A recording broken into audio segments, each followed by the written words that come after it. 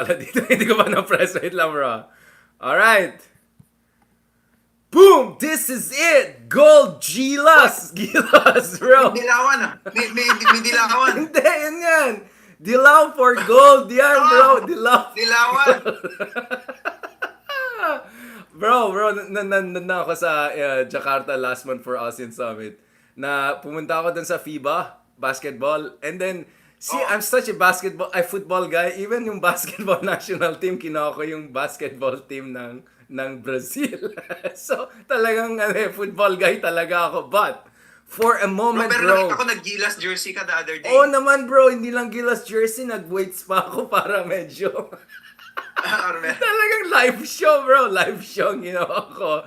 Bumenta-benta naman talaga mga walang yung mga tao, no. Bro, tama yung Oh, binalita mo. So, I know na hindi ka naman technical expert katulad ni Mark Gamboa. Okay na breakdown namin yung mga PBA, yung mga analysis ka na. But just as a Filipino, speaking of historians, bro, first time in 61 years may gold ng grabe Philippines. no? This is insane, bro. How do you feel about Pero it? that's kind of cool kung first time in 61 years Yes, kasi bro. dati naman talaga leaders naman talaga tayo ng basketball in Asia because we Yeah. were one of the first to adopt it. We adopted it almost at the same time that the Americans adopted it in the early Right. 20th century because it got popularized through the YMCA, yung basketball, di ba? Yeah. And almost at the same time na dumating ang mga Amerikano sa Pilipinas, dumating din yung YMCA and as a Yeah. result, Filipinos started playing basketball according to the sociologist and basketball historian Luan Tolihao. Right. And he was saying, of course, that yung basketball sa Pilipinas really gained traction as a spectator sport as the Philippines urbanized in the 20th century. Right. Kasi baseball was a very rural game. And as the Philippines was urbanizing and as nagkaroon ng kashe yung urbanization, naging prominent yung basketball. And so that was around that time, 60 plus years ago. So I guess it makes sense na nung tayo nanalo ng basketball huli and it's surprising that it happened to us now. Hindi na naman basketball ang successful, di ba? Sa Asian Games. I must say Your another sport sport, that's very bro. close to my heart. Jiu-jitsu, 2 gold. Yeah, Man. si Meggy Ochoa and Ramirez and Annie Ochoa, yeah. Ramirez. Yeah, and I must say, I've been hindi available sa YouTube yung matches, Yeah, I know. which Nakakainis is nga kind eh. of annoying. Oh. I think si Annie, I was trying to figure out how she won, but based on what I've read, parang I think she was at the bottom most of the time and had her opponent in her guard, and Right. then towards the end was able to sweep. Whereas I think si Maggie was, I think Maggie was on top most of the time. I'm not sure. I haven't seen the. So, I haven't very seen different the video. strategies yung Yeah, kanila. yeah. Oo. Pero yung Maggie Ochoa, I watched a lot of Maggie Ochoa videos. I love her Yung Abu guard Dhabi passing niya, game. yung Abu Dhabi, She's yung very, worlds niya sa Abu Dhabi.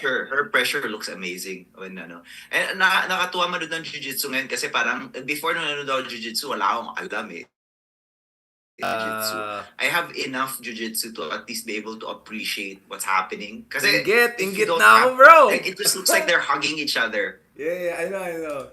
It's very, it's a physical chess game, right? It's such a visceral. It's at the same time it's such a mental game. I love it. I mean, I would love to learn more about it. In fact, dream ko na ma-interview mga jiu-jitsu champion natin kasi I mean these are like world champions, no? Like si Ochoa, I think she won sa Abu Dhabi Worlds, Yeah. no? So legit yun. And I Yeah. think she beat also an Emirati woman, right, in the finals, if I'm not mistaken. I think so. And Yeah, she, so- she trains with the best of the best. I mean, she's part of Team Atos and is always in San Diego, I think, Yeah. to train with that, really top tier team in sport jiu-jitsu. Well, It's kinda cool. I saw what you did. You kind of made takas dun sa basketball. But just, sorry, I'm pushing you on this. But let me take the punches just in case. Kasi, hindi naman ako basher and hater. Love ko naman ang basketball when we win. Kaso, remember yung meme na sinasabi ko before na andun lahat sa shadow na may medal. Tapos yung basketball guy nasa gitna na walang medal, getting all the spotlight. At least we kind of can correct that. But, bro, I mean, there's I don't know, maybe I'm making too much out of this. But you see, Philippines from 50s to 1962, four-time back-to-back Asian champion. So that was the last time, 1962 Jakarta. And then nawala tayong sa eksena until 1986 and 1990 na when we won bronze and silver. So parang I was thinking like, is there probably, dahil ba kay Martial Law ba yan? Like, bakit tayo naging biglang laos nung 70s until 90, until EDSA and Corazon Aquino, wala tayong medal throughout time ni tatay niya, senior niya, di ba? Tapos kay junior, bro, golden age na nga, bro. Hindi man lang talano, pero golden pa rin, bro. From a historian standpoint, how do you see that the son brought the golden era that the father could never bring to us, bro? Because I had to look talaga, wala talagang gold nung panahon ni Marcos Sr. sa Asian Games basketball, eh. Ewan ko, bro. Hindi ko alam. Don't look at me. I haven't looked into basketball during the Marcos era. We should really interview si Luan Tulihao, Oh, who's the expert on this. Pete, put me in touch na. I want to talk to the sports people para feeling expert Let's ako. talk to the expert sports historians like Luan Tulihao. It would be great to talk to that guy. No, the reason I'm asking you, bro, is because I know you're also a kind of a cultural historian. Di ba may pagkaganyan kayo, mga... Di ba, may pagkamakulit kang ganyan eh. Meron kang may pagka-jijek ka, side ka. Kung pagka ako kung may nag-Jordan Peterson effect, ikaw Huwag mo naman na, nag-jijek. bro, huwag mo naman tayong i-compare sa pinakakadiri ng left. I know. I know, kadiri. Sila yung mga tito na kadiri na. Tayo sana next generation, medyo kuya na matino naman, di ba, bro? But, cancelled silang pareho. So, hopefully, we keep ourselves, out. I think they're both. They're both jokes, cancelled, honestly. yeah. Joke, I mean, I joke just... of the left, I other know, joke of the right. And sexist too, Right. Analysis. Let's go to the analysis. Speaking of the analysis, Leloy, balikan natin to. Eto. Since nakadilaw tayo, let's go for it, bro. Maro has in the town ulit, bro. Like, without looking at what I've been saying, what Ronald Llamas has been saying, whatever. Ikaw, bro, anong basa mo dito sa Maro? Sa tingin mo ba nilalaro-laro lang nila si Roas at si Roas nagpapalaro lang? Or something more serious is going on here? Alam ko close talaga may relationship talaga si BBM kay Mar. A lot of people think that the relationship is between the First Lady and Mar Roas. Hindi, second I don't think the cousin First lang. Lady and Mar Roas are close. They share a name. Yeah, They're it's both like Roas. second, third cousin, yeah. But sobrang layo na. The relationship is really between the president and Mar himself. In And New York. They cultivated the relationship in, I think, in the 90s or in the 80s. In New York. While They were in New York together, yeah. They were in New York. Ano naman yan you can imagine, di ba? Kasi in New York, konti lang naman ang mga ultra yaman na Pilipino doon, di ba? They belong to the same social circle, so they gravitated towards each other. And in a sense, you shouldn't be surprised that Mar and Bongbong are close to each other because the Filipino elite are close to each other, di ba? The Filipino hyper elite. These are essentially the one percenters. And there is a sense in which, this the kind of networks of this class supersede the divisions of Dilao versus Marcos and things like that. That's a rather cynical take. But the less cynical take here is, si Mar Rojas is a public servant. He's a real public servant. He wants to do his best to do good for his country. And if you give him an opportunity to do that, and if he thinks he can, he'll do it. Kasi naniniwala naman siya na may ambag siya sa bayan. And I think Mar Rojas is that kind of person na if you give him enough room to operate, if you don't constrain him too much, may ambag naman talaga siya sa bayan. At makabayan talaga si Mar Rojas na tao. Let's do this, bro. Let's do this because, I always had the sense with Mar Rojas na I felt he always had the right ingredients. Mali lang yung communications na he kind of lacked the political instinct once he went for gold. And that instinct was kind of proven once I went to, of course, the regions which were affected by Yolanda, no? And I talked to someone na may operator, like someone who knows what's going on the ground. And sabi na, actually, hindi ito Dilawan guy or anything. I'm complete, just random guy I met na part of a speech talk I did at university there. Sabi niya, alam mo, actually, si Maros, nandun siya nung dumating the superstorm. He risked his life. Sabi niya, alam mo, naawa ako dun. Never na-appreciate talaga yung mga ginagawa niyang sakripisyo. Hindi ko maintindihan anong nangyari sa communications niya. Like, the person was genuinely puzzled by why he turned out as the villain when in fact he was the only secretary he knows that risked his life literally. Now, we can debate about effectiveness or how much can you be effective for the war storm in 67 years, whatever. But the reality is that the guy risked his life. So, hindi ito duwag, hindi ito mahinang tao, hindi ito yung elitista na what he was made out by the whole DDS kind of world, right? probably you know even more than him, but ako, my first memory of him was Mr. Palenque, fresh, lakas ng dating, top ng Correct. Senate, he held the... So actually, very strong, he got the JPE pass through, although of course you and I, we have our concerns with free trade agreement, but in general, like, he was like the Barack Obama of the Philippines in the 2000s. Although, at saka si Mar, meron din yung history of talking back to the WTO. So it's not just, although True. medyo pepa nga, True. parang Sorry there about- were yeah. moments when he was also quite critical of free trade. Lalo na nung time na mga, what do you call a WTO round again? Yung mga Yeah, from the Uruguay 1990s. round? Or Doha round? Yung mga yung mga various rounds yan, yung mga Yeah. pinoprotest ni Walden nung time na You yun. mean as a DTI secretary? As DTI... Umipitik si Mar nung time na yun. So it's not, you wouldn't call him, I think, a neoliberal. Yeah, he's an unorthodox or unorthodox He's guy. malikot din mag-isip. Matalinong tao. I mean, naabutan ko siya sa ano. And ito yung napansin ko sa kanya. Bro, I'll end on this now because I want to listen to you now. But I just want to say I'm not totally idiot when it comes to him. Like, I probably know a thing or two. Like, aside from the fact that I think he's a DTI secretary together with Arroyo, they played a great role. He leveraged his venture capitalist background to get the fiber optic BPO industry here. So, in a way, he's the co-father together with Arroyo and all of the BPO industry. Yes. I think he deserves that. But the other thing I noticed with him is that yung isang time kasama ko siya, dalawa kaming speaker sa UP School of Economics. Oh, yung mga beshi mo dyan, okay. And then nag-talk kami, back to back. He was actually funny. So when he's among fellow geeks, right? Among geeky people, Wow. he's actually funny. I mean, he's relaxed, he's funny. Sabi niya, alam mo, kailangan natin tinola kasi gusto ng tao, dinuguan na yun. Like, comparing himself. Like, he was funny. Like, sabi ko, why didn't I see this side all these years? Bakit yan ang hindi mo pinakita? Nung naturally funny, witty, etc. Nakita ko when he was, pagkasama niya mga eng students, he gets excited with all the calculus and mathematics. Like, he's a cool guy. He's a cool, geeky guy. I mean, and I didn't see that at all in any of his political communication. So, yun ang talagang understanding ko sa kanya na he didn't have the right team, to be honest. And we kasalanan saw a din little yan, bit of yeah. diba, directly after the election, yung lumabas siya sa YouTube at saka yung Instagram niya, where he was just touring the country and cracking a lot of dad jokes, and people were like doing hashtag Tito Mar. So yung Tito Mar persona, I think was actually a very electable persona. Sometimes kasi ang thing kasi ni Mar is like, he doesn't foreground his most electable traits, and I don't know why. Exactly, yeah.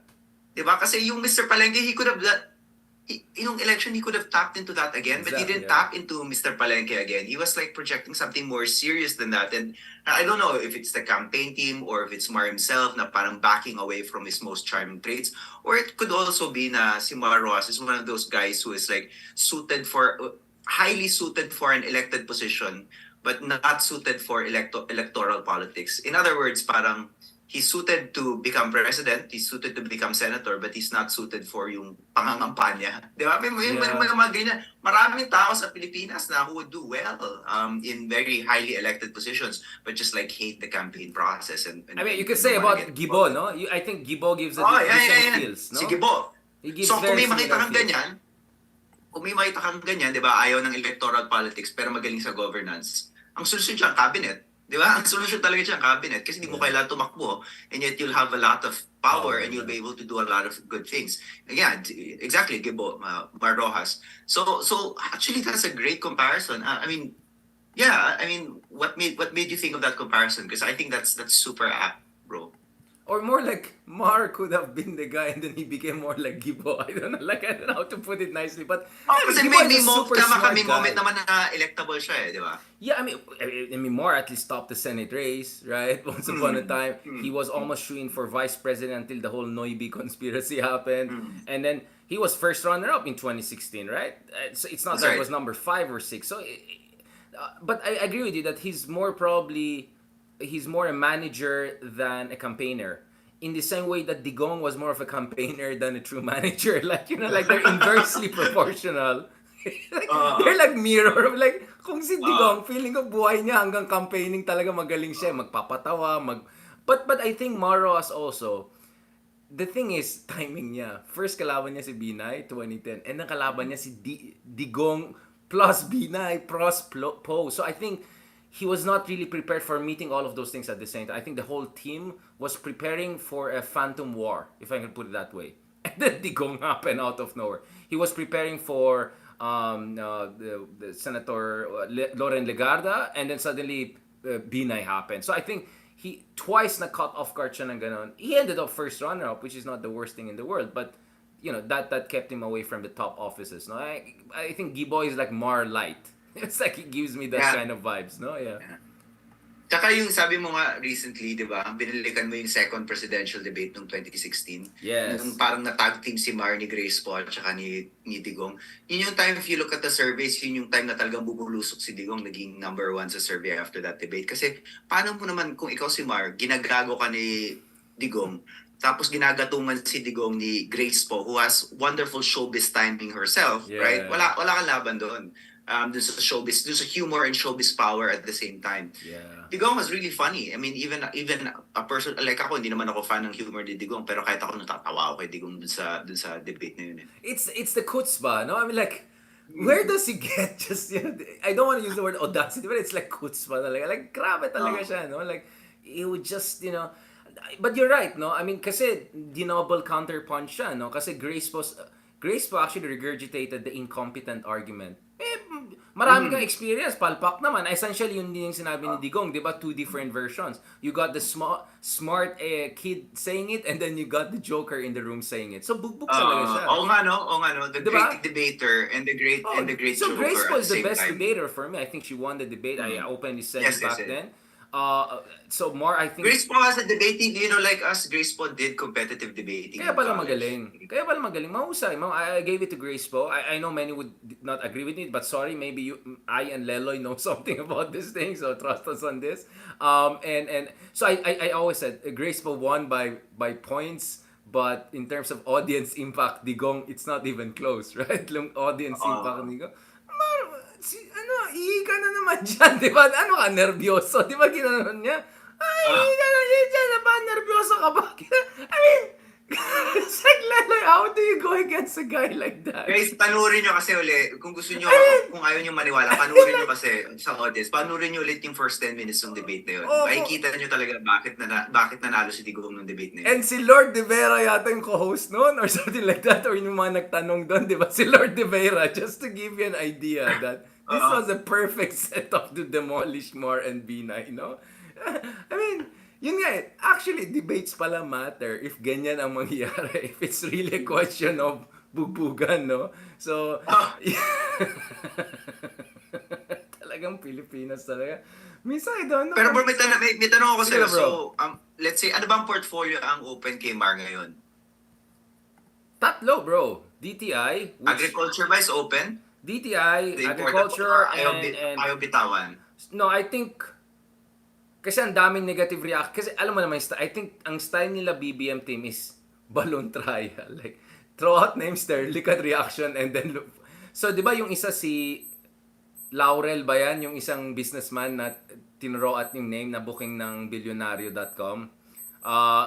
Medyo negative yung reaction. Dininay na nila yan. So, I think may trial balloon sila doon. Feeling ko DTI would be better for him, but the current DTI secretary is kind of close to President BBM, so much so that I think 3 times siya na-bypass pero nilagay pa rin siya, no? So that tells him how close he is to the president. Ronald Llamas is a very big critic of the DTI secretary. Sa tingin niya, ito yung pinaka-ewan. And, well, looking at FDI, it's pabaksak yan, but we'll discuss that in a separate episode in economics. DA looks more politically reasonable for BBM because he wants to get out of that, rigmarole. Tinatamaan siya Wala na siyang healthy distance at all. Talagang frontline siya. No plausible deniability. So maybe you want to throw in Mar there. Although my suggestion was Kiko Pangilinan would have been better, but my suggestion is Kiko perhaps has more plans for Senate next year than perhaps Mar Rojas, no?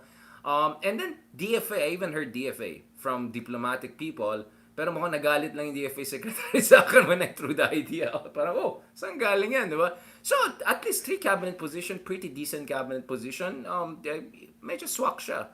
But, yun nga, I don't know if this is part of Mar's soft launch also before getting into the Senate competition or he's looking at a completely new chapter in his life. Is Marcos Jr. looking at the grand, not Grand Prix, but Grand Coalition, you know what I'm saying? Like, but the timing So is this the beginnings of an anti-Duterte coalition, Marcos Dilao versus Duterte coalition, or is that projecting too much into this? No, I mean, definitely there's the box out option, right? Speaking of basketball, they can completely box out the Dutertes if this thing tuloy-tuloy ito, no? Ikaw, bro, anong marites sa'yo? Of course, we have our own confidants, but ano sabi ng mga confidants mo dyan? Ang Marites ko is marami na talagang dilawan or hindi naman dilawan, maraming anti-Duterte forces na lumalapit na talaga kay Marcos at nakikipag-coordinate na kay Marcos in a kind of strategic coalition. Is hindi naman coalitions, in opportunistic strategic partnerships against Alliance the of Dutertes. convenience, yeah. So hindi lang naman yan hindi ko na mapapangalanan yung mga iba, pero hindi lang naman si Roxas yung kinakausap ng Malacanang sa mga anti-Duterte forces. And it looks like on both sides may openness. Kasi also ang Malacanang praning na about the Dutertes and the Arroyo coalition. You know, they know these people are dangerous, right? And if there's something to be said about the Marcoses, praning ang Marcos. Kasi nung EDSA napatalsik sila tapos they ended up out, pwede bang magmura na gano'n? Napatalsik sila and they ended up, in Hawaii and they were in exile, right? And they almost died. At least in their minds, muntik na silang mamatay nung 86 kasi takot sila nasusugurin yung Malacanang, papatayin sila ng crowd doon. So meron talagang kapraningan ng mga Marcoses. And then you have, Dutertes who are just like, they're killers and they're wily, and you have a praning ng Marcos. Of course, you're gonna do what you can to survive. And if that means na you'll reach out to certain anti-Duterte dilawan figures, you're gonna do it. Yun yung Marites ko. We'll talk about, of course, Ikaw Sara. ang Marites mo. We'll talk about Sara Duterte very shortly, no? I think we're papunta tayo dyan. But just before that, if you are Marcos, no? In what sense does an alliance with the quote-unquote yellow, pink, whatever, or some yellow and some pink, whatever, makes you feel more secure to take on the Dutertes? Do you think they bring enough to the table in terms of resources, in terms of, well, I mean, you can easily say some of the big business people, some of the big intellectuals, etc. Obviously, they're from opposition, so they can give him some kind of cover. There's also the international support, obviously, because marami rin galit kay Digong sa West, sa mga alliance natin. Probably when you put all of that together, BBM would feel confident enough, right? To let, I don't know, Martin push the envelope, not himself, right? Something like that, no? Yeah. Tsaka I don't know, may operator pa ba ang mga dilawan? Because I remember that Ronald kept saying na ang weakness ni Marcos is wala siyang operator, di ba? Wala siyang tirador. Yeah. I'm sure. I mean, how did they survive 6 years of Digong, right? You need to have some sort of an operator to do that, right? Otherwise, buslahi sila nun, di ba? So I think what Marcos realizes that, in fairness to a lot of this quote-unquote yellow or pink, whatever, they're battle-hardened. Puro silang mga battered eh. 6 years silang binugbog ni Digong, di ba? And the fact that he's still around, and some of them are vlogging, travel vlogging, whatever, that means maybe they're stronger than people think, no? Hindi pala sila snowflake. In fairness, I would say the Philippine liberals are one of the most battle-hardened liberals in the world, still surviving, right? So, That's true. Just like Rahul Gandhi in India, I think, he used to be a kind of a patsy, CC boy, yun ang tingin sa kanya. Now, the guy is going like Gandhi almost, right? He went from... At saka, I mean, I just have to say na parang insofar as we can talk about ideology, Marcos is not ideologically that different from a lot of the Dilawans. I mean, just look at, Marcos was the most, let's not forget, he was the most socially liberal candidate. Right? He was the one most open to divorce. He was the one most open to gay marriage, most open to abortion. Classic social liberal issues.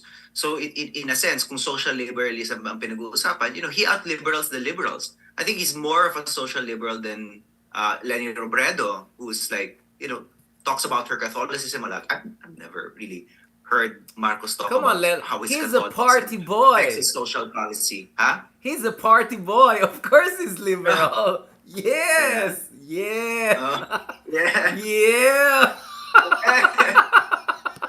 Yes, bro. My man. Dude, Pareto Chong, bro. Of course he's liberal.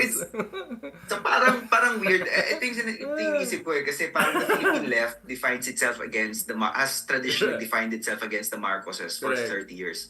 So we can't think of the Marcoses as being progressive in any capacity because by definition, left in the Philippines is anti-Marcos since the 70s, diba?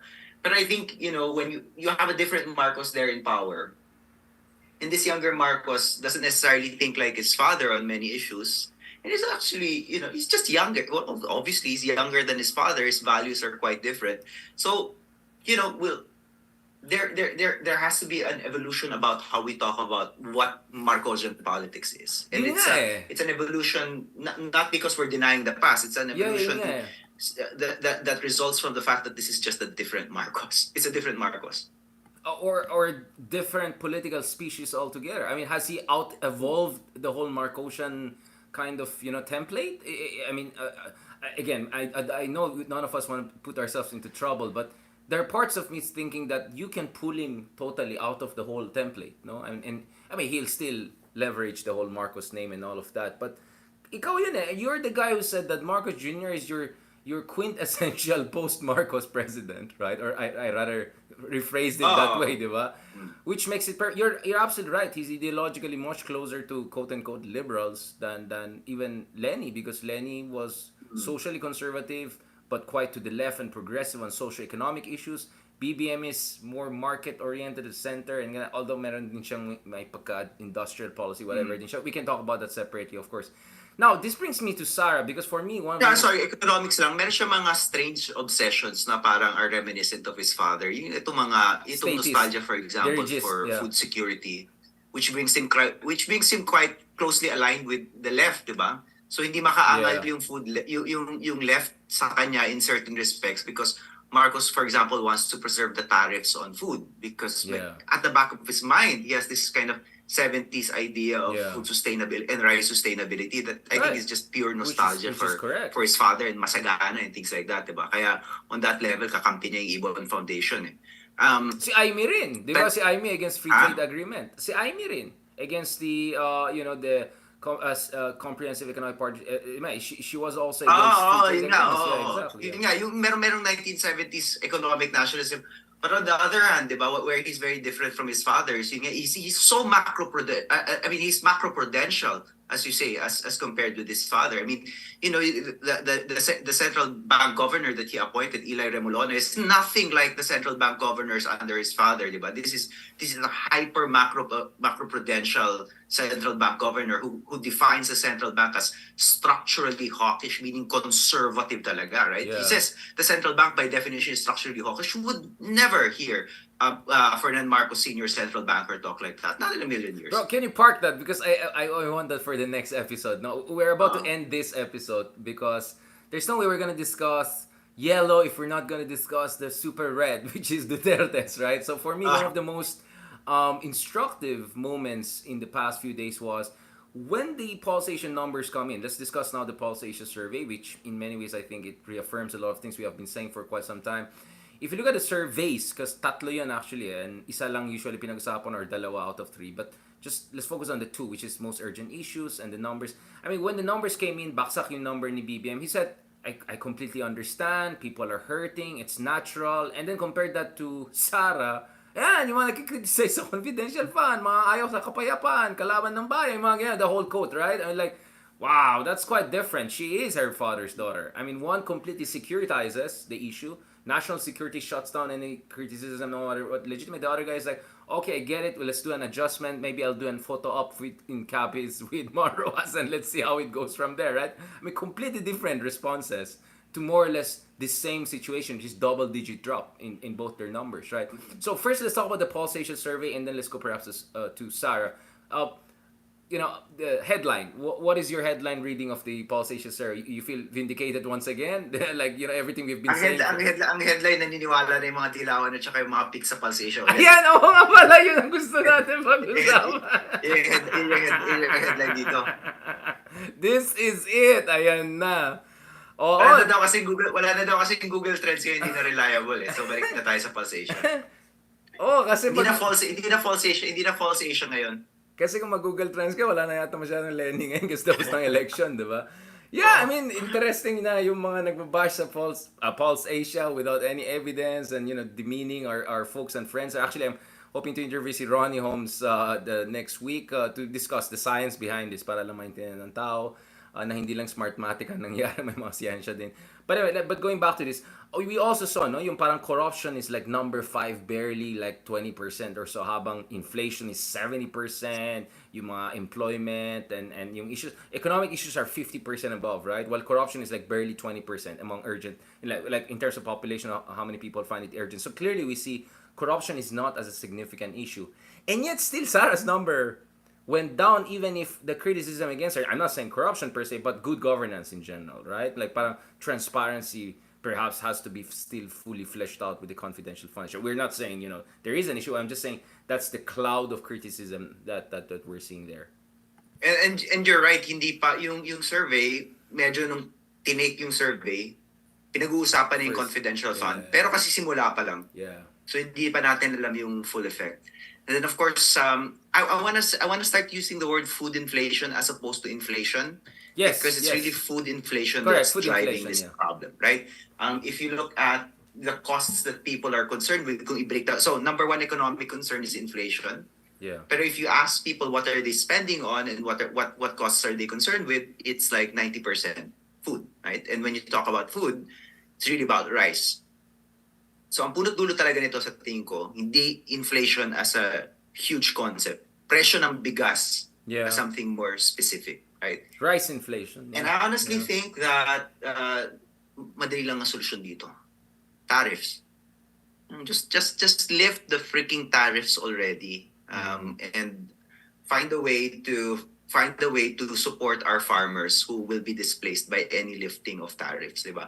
As opposed to, for example, like doing all sorts of things like a price cap, which also makes it difficult for farmers. Just let the tariffs come in. We have the highest tariffs in Asia. We have the highest rice tariffs in Asia. And then, of course, yung rice tariffs are really anti-poor because the people who carry the weight of those tariffs are the poor consumers. If you need tax revenue, you tax something else that the rich consume, right? Why are you taxing the things that people are consuming on a daily basis, right? And I honestly think kind of this fantasy of rice sustainability, like ang dami lang lumalabas na article, diba, talking about we're really not going to be able to produce rice the way Vietnam or other places in mainland Southeast Asia are producing rice because we don't have the kind of deltas, diba? We're not supposed to produce rice at that level. We should really be importing rice. Kasi wala tayong Mekong River and all of that, The fantasy of rice sustainability is exactly that, a fantasy. Sukuan na natin yan, diba? Sukuan na natin itong Rectonian, Marcosian fantasy of rice sustainability. It's not gonna happen. We can feed ourselves in different ways, pero hindi kanin, right? I mean, tanim tayo ng iba, and then import na natin yung rice. But wasn't the rice tarification law signed by Duterte? And, I mean, di ba si Villar pa yung against tariffs? I mean, the concern there is, if you remove tariffs and all, bugbog yung mga already na battered na few farmers na lang natin. So you're just gonna kill off domestic supply. So the idea is that it has to be coordinated. If you're gonna lift the tariff, you first prepare, you're already battered and very vulnerable. And then hindi mo pwedeng ganyan lang ng bahala na. Hindi siya pwede para-bara. Hindi naman pwede naman a bit gradually. Pero even a gradual reduction in tariffs now would actually make an immediate difference. Immediate overnight difference. Like just gradual. Pwede mo namang i-taper. Pero Marcos has placed it out of the realm of conversation eh. Yun yung hindi ko alam bakit, diba? Kasi it's such low-hanging fruit. I mean, I'm not an economist in this respect. I'll refer our readers. Well, I mean, episode. Right. Meron kaming episode dun sa other podcast ko, yung Proyekto Pilipino, where we interview si Bruce Tolentino, and he really talks about how it's a kind of non-brainer. So I refer people to that. So that's where you're looking at the He's looking at the numbers of yung rice tariff, yung tariffs, and just how different we are, how exceptional we are on that level. Kasi meron talaga tayong strange fantasy about rice sustainability sa Philippines na we can't give up on. Parang ito, at saka kasalanan naman to ni Claro M. Recto eh. Kasalanan talaga to ni Recto eh. Wait lang bro. Anong population natin pa noon ni Recto? 40 million? 50 million? I mean, we're like 100 plus million. There's just so much that our Mother Earth here in Madre Pilipinas can give us, right? I think people are forgetting there's a question of population and size too, right? This is 1960s Philippines, Central Luzon is Verdun.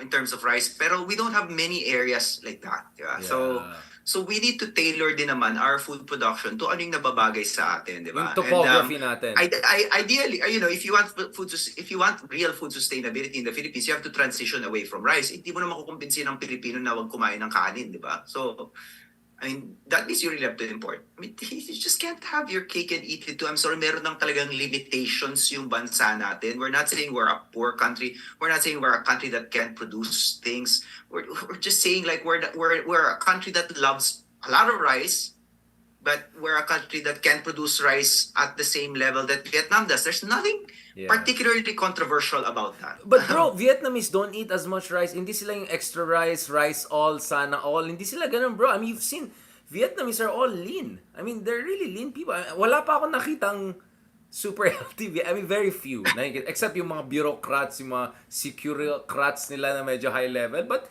I mean, ordinary Vietnamese, they're all lean and healthy, more soup, more, like they have a very good diet. I mean, Vietnamese food is one of my favorite new discoveries as far as non-traditional. I mean, I'm the Mediterranean type of guy, like Greek, Persian, Italian. That's my thing. Turkish food, ganun. But Vietnamese, like, I love it. I mean, it's fantastic. And every time I'm in Vietnam, I'm super lean. Like, like fuego lean, right? It's like, pwede na ako mag-vlogger talaga na whenever I'm in Vietnam. Even if I eat a lot, like, there's just something about their food is super healthy.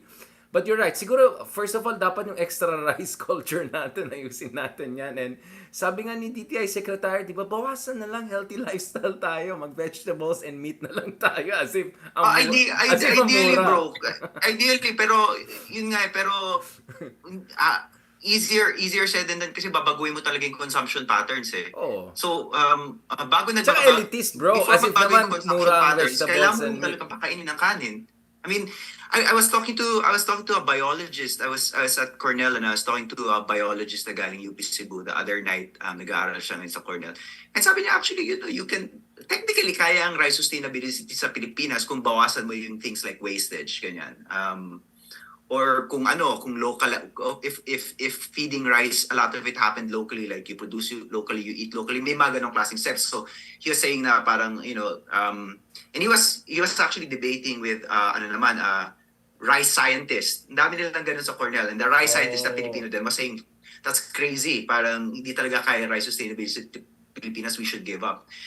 I was persuaded by some of the points that the biologist was making, pero the points that the biologists were making, like reducing consumption, parang long-term, reducing wastage, parang long-term goals yan eh. You can't do that overnight. In the interim, lifestyle bro. change In the din interim. yan. Gutom na yung Pilipino in the interim, anong gagawin mo, di ba? Parang focus on reducing wastage or do something that's quick.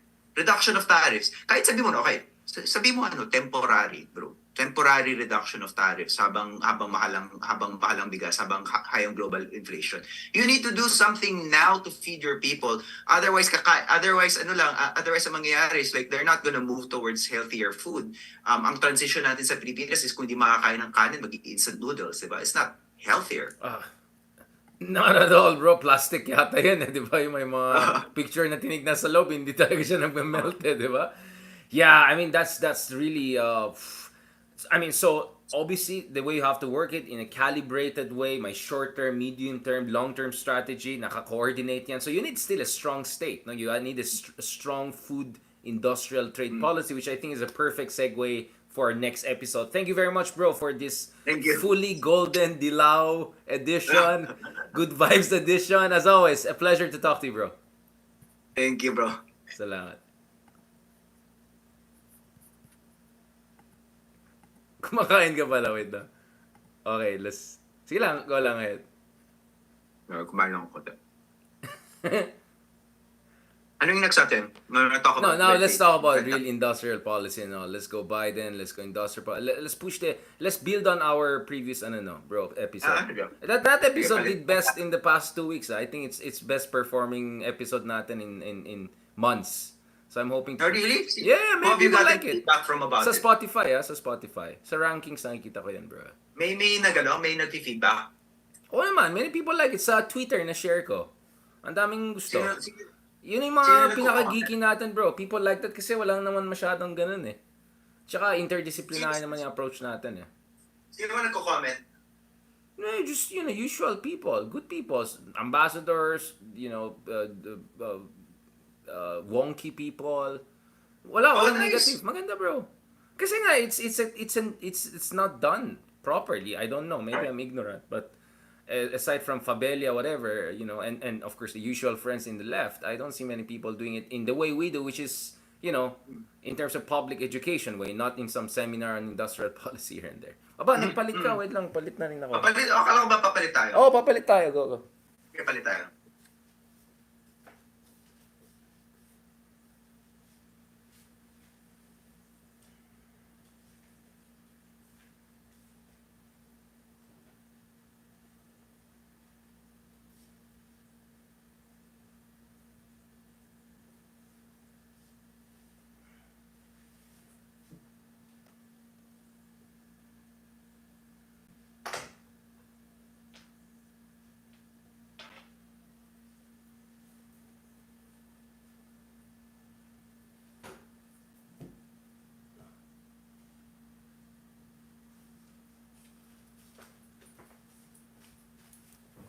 Ugh. Yeah, let's go. Let's do this. Para sa bayan. So, Sa bayan to. Ay, ito talaga para sa bayan to, bro. Ayusin natin yan. Okay. Let's do this. Para sa bayan. 1, 2, 3. Okay, bro. Thank you so much for joining us. Hindi na tayo what's up, bro? Hindi na tayo nakadilaw. Ano na, working class ka na. Ako, detective. Medyo mas digong nga suit ko ngayon eh. Sabi ko parang familiar yung mga ganyan fashion sa akin. Yung pala tatay fashion. Ano? Tatay, medyo broke-backan. Broke-backan style. Iba yung broke back sa tatay Magkaibang polarity yan pareho, bro. Broke-back nila dun sa Jelinel. Okay, anyway, bro. Baka maano tayo dyan, Okay, baka ma-cancel tayo. Wait lang. Hindi ko na i-record yan ulit. Parang politically incorrect. 1 second. Oy, umayos kayo dyan, Wait lang. Isa ulitin natin. Wrong. Erase. Flash. Okay, ito. Bro, what's up, bro? Ano nangyari? Tatay digong style ka na ngayon, Ako, BBM style ako. Medyo Grand Prix.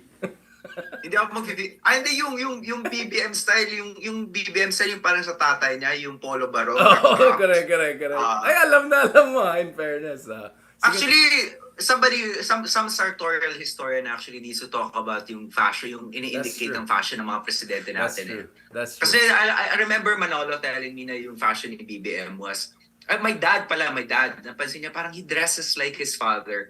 And parang, it's very subtle, diba? Yung hints ni BBM, what he's reproducing from his father are yung mga innocuous things about his father. It's like, he reproduces his father's voice. He reproduces his father's clothes.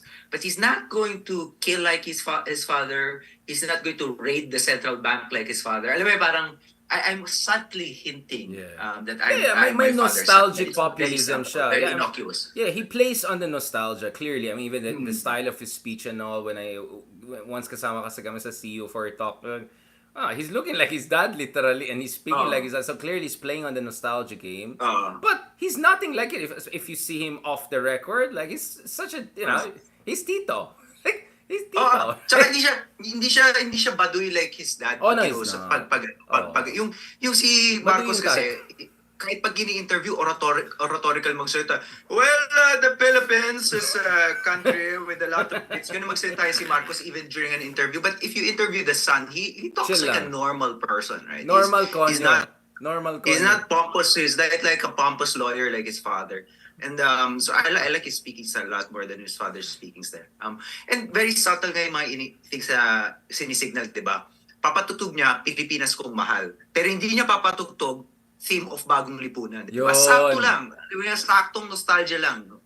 Yeah, pero before we go to BBM and then we talk about economy and all, kamusta yung fashion naman ni Sara Duterte sa'yo? may mga nagko-comment dito anong basa mo kay Sara? Kasi galit na galit siya, pero ang happy ng colors niya, parating white, bright color, tas naka-Coachella pa siya last year, with shades, ganon. Yung Ano naman hangin, di ba nangyari yung parang doon? yung nag-crop, Yung ito ba yung Coachella nag-crop top? yata yun, di Crop ba? top siya. Coachella?